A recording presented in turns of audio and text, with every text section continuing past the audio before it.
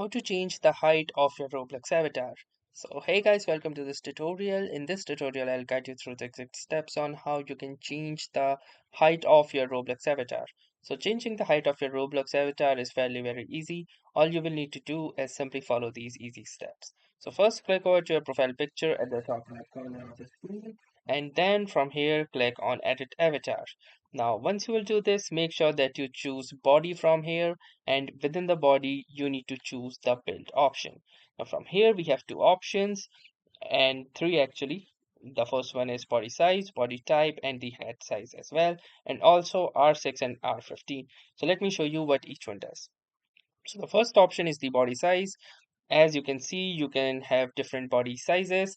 The more you increase it towards the top, the more height it will gain. And also, if you will increase it towards the right, your character will be buffed or slim.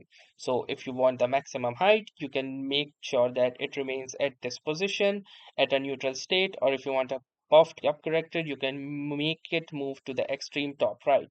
Now, similarly, if you want to make it the smallest possible, you can make it towards the extreme left hand side.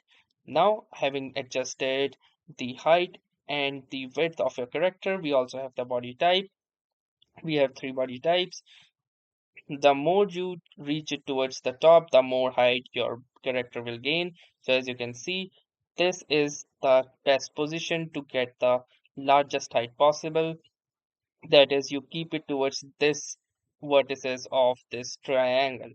Now once you are done with this, you can see the height has been gained a lot. You can also adjust the head size as well for some extra pixel of heights. You also have this R16 or this R15 character as well. So R16 characters are usually small, whereas R15 characters are usually large. So these were some of the methods using which you can change or increase the height of your Roblox character. So that was all for this tutorial. Thanks for watching and have a nice day.